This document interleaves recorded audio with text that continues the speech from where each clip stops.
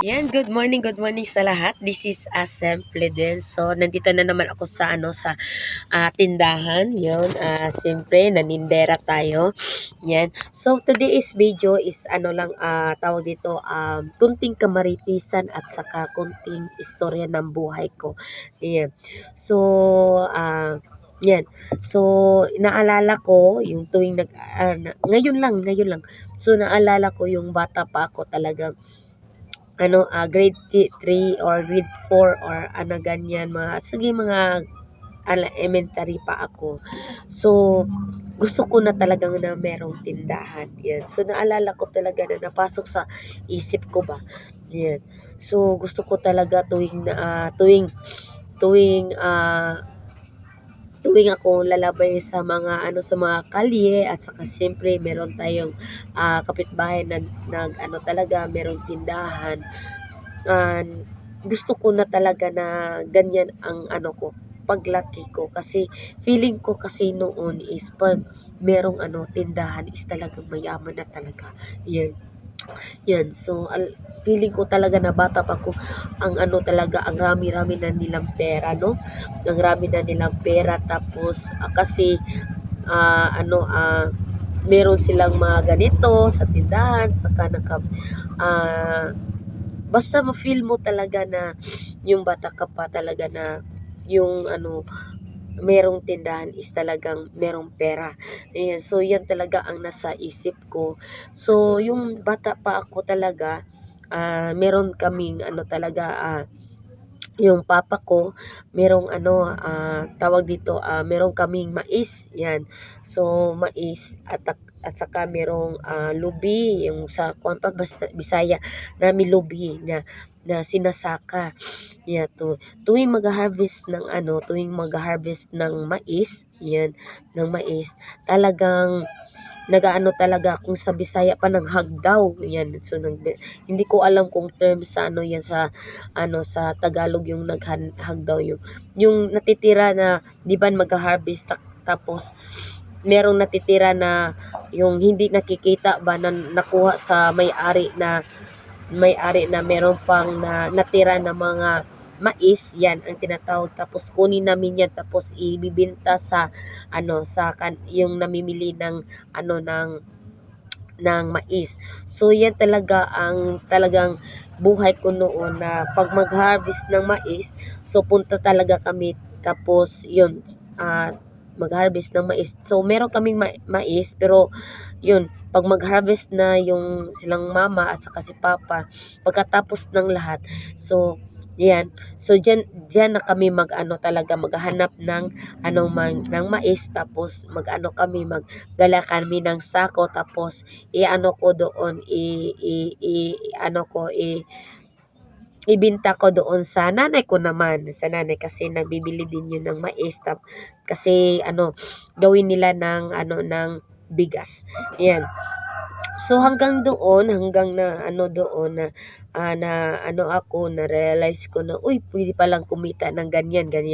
Tapos yung bata pa ako, so elementary, so hirap talaga sa financial yung mama ko at saka papa ko. Tapos gumagawa talaga ako ng paraan. So yung tubo. Yan, so balik po tayo kasi meron kanina is meron nagbili. Yan, so continue po tayo. Yan, so gumagawa talaga ako ng paraan na makapira talaga. Yan. So meron kaming noon sa amin sa bahay, meron kaming tubo. Yung siguro mga limang tawag dito, yung tubo ba, 'di ba yung sumasanga man yung tubo, yung ginagawang asukar. So yun. So ako doon, magbinta ako ng tubo. Iyan sa kaklase ko para meron akong baon. Iyan. At saka pag naman kasi syempre noong pa tayo, nung bata pa tayo, 'di ba? Meron din kaming tawag dito tawag bayabas. Ayan. So, kasi yung mga mga kaklase ko, ano sila kanang iwan ko ba wala siguro silang wala silang bayabas sa kanila so bumibili sila sa akin na kasi yung bayabas namin noon is yung malaki. Yan, so mga malaki. Yes, yung tubo at saka baka wala silang tubo din. So nagbibili ako by ganyan, yung mga ganyan is piso lang. So pag makalima ako, so ang laki ng 5 pesos noon. Marami ka na mabibili ng 5 pesos. Tapos pag makaano na ako, tawag dito, makabinta na ako, ang laki na sa akin ng 10 pesos noon mga kasimple. Yan, so iniipon ko tapos binibili ko ng pag mag-ipon na ako, yun ang ko, pangbalon ko tapos i-ano ko na naman, ibili ko ng candy. Ha? Yan, so yun, so putol-putol yung natin, yung istorya ko. Yan, so napaisip ko talaga na talaga.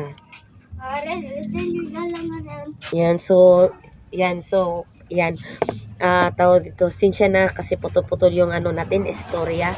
Tapos noon, yun, napaisip ko talaga na, alam ko na talaga yung goal ko talaga sa buhay ko na gusto ko talaga talaga ng tindahan. Yan, kasi mahilig po ako magbinta. Yan, mahilig talaga ako magbinta noon kasi pag makapera ako ng ano-ano talaga ang ginaano ko sa noon. Yan. Yan, so hindi talaga matapos-tapos yung natin, yung pag-vlog natin.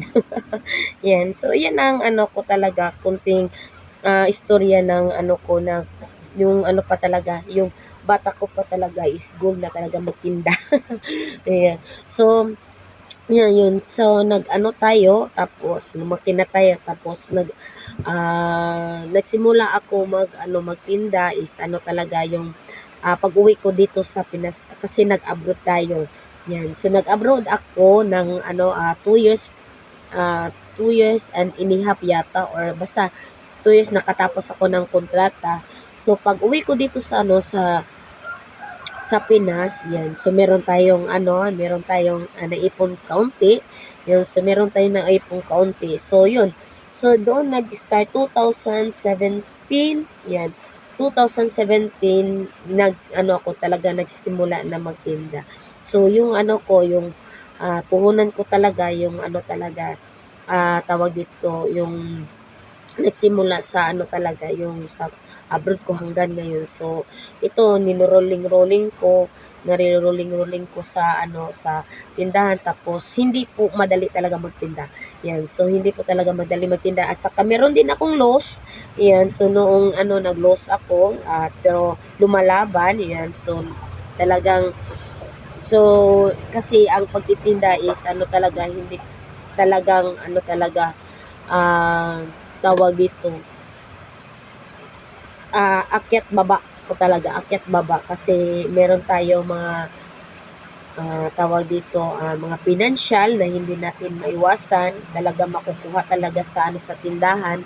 So kahit paano konti-konti na konti-konti na lumalaban yung tindahan natin.